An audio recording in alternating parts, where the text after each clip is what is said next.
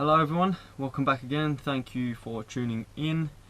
Past couple of days, been up to quite a bit of bits and pieces. Today I've mainly just been reassembling the bay and spraying the subframe. So I'll quickly walk you round the engine bay. So here we've got the brake master cylinder. Obviously I showed you this the other day. It's been sprayed black and all cleaned up, so as you can see it's all nice and bolted and fresh. As you can see, this is the S2000 clutch master cylinder with the blocks adapter in place, nice and clean and flush. Next up, as you can see, I've bolted back the brake distribution block with the brake line sprayed black.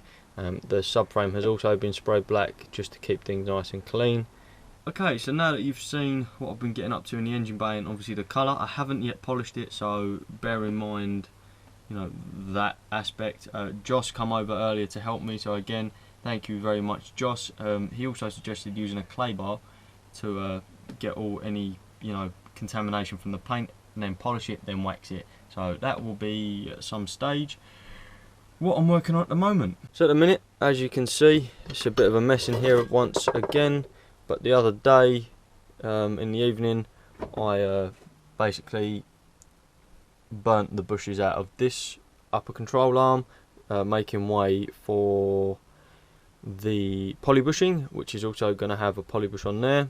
As you can see, they are quite dirty, so I'm just going to take them back once I've done the other arm. The whole point of what I'm doing is so that we can get the car rolling. So ideally I want to try and get bits and pieces done in a week and start eventually bolting back the rolling parts of the car, so basically the lower and upper arm with the hub, and obviously the tie rods, so that then at some stage next weekend, fingers crossed, I can get the engine in. So the upper arms are now painted, 1, 2, or upper wishbones, whatever you want to call them. So they should be dry, and then hopefully tomorrow I can come out here, get them poly bushed along with the tie rods, and we can get a steering assembly ready.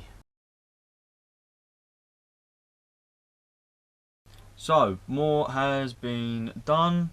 The upper what's this? The upper arm, or camber arm as most people call them, has been poly bushed. So there's a poly bush here, there. If you're doing this, they retain the OEM shell, so just burn the rubber out and then you insert the poly bush afterwards. I've also done the front hubs. They've been cleaned up, new ball joint and a poly bush on both, and obviously I've done the arms a couple of months back now. There's new tie rods in this box, and I've also got the poly bushes to do them as well. So everything on the front is practically poly bushed. But first off, I'm going to start bolting up so I can clear some space.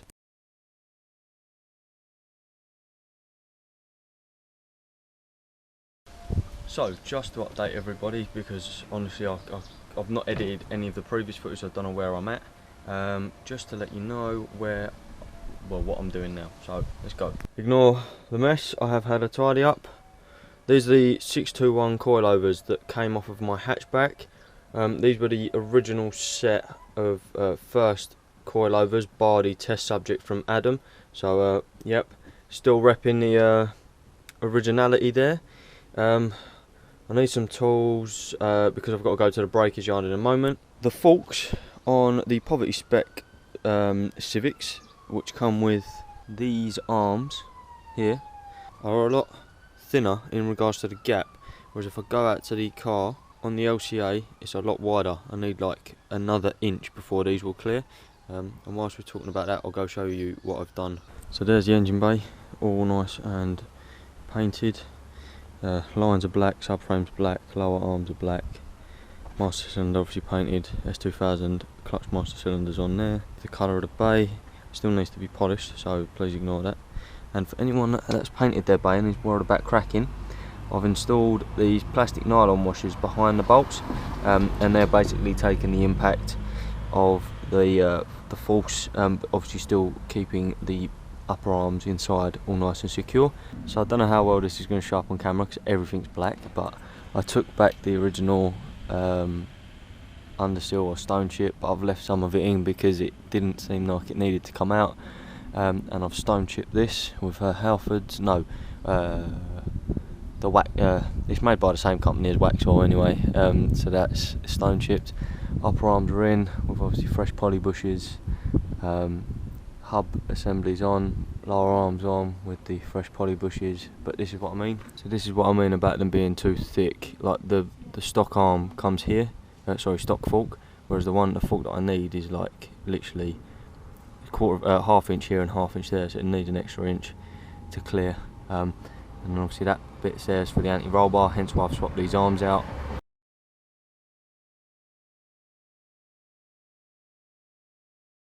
He's vlogging again. Gay. Right, so me and Josh went down to the breakers and got the correct forks, £25. Yep, 3 different breakers, and finally the third one, which is the most closest to home, had them. Right, next step is give the engine its first maiden voyage down a set of runners down the end of my garden. Yeah. Do you think it'll hit boost by the time it gets to the wall? Josh is gonna lift with his masculinity, and we're gonna, yeah. Josh has got wood. Just need some flashing lights and a pole, and I can make some money out of it. Hashtag stripper.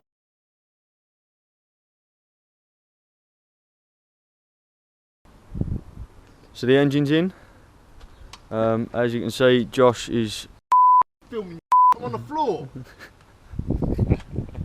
I'll have to beep all of that out. It's just been beep all the way through. Engine's in.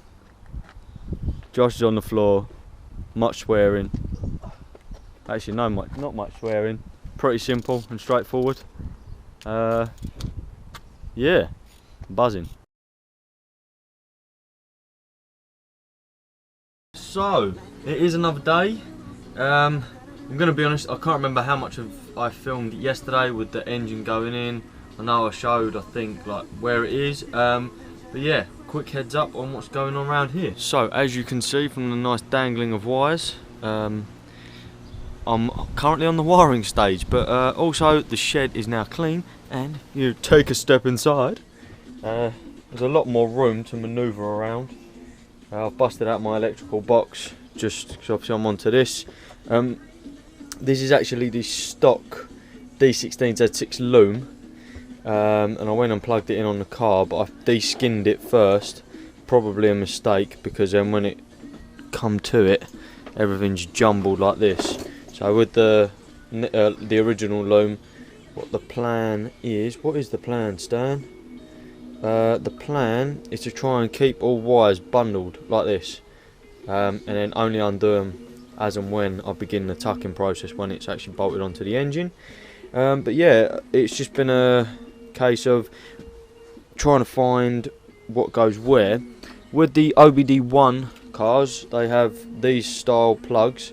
They're a 2-piece, so these bolt at the shock tower, and then there's another set that goes inside the car. So yeah, unplug all of this, and I'll get this loom out, which is the original one that come with the car. Start getting off all this, cutting all the sheathing back, and then yeah, figure out the rest of it. So what I mean by figure out the rest of it is basically that's a non-VTEC loom because it come on a non-VTEC car. So what I've got wiring is VTEC pressure switch and the VTEC pressure solenoid. And the second thing that has to be changed is the inlet air control valve sensor, which is this one here. Has to be changed from a 3-wire, which comes on the OBD2 engines, to a 2-wire, which comes on the OBD1 engines, and also the injector plugs, they're different as well. Yeah, I know I keep saying a lot, but so yeah, that's where we are at the moment.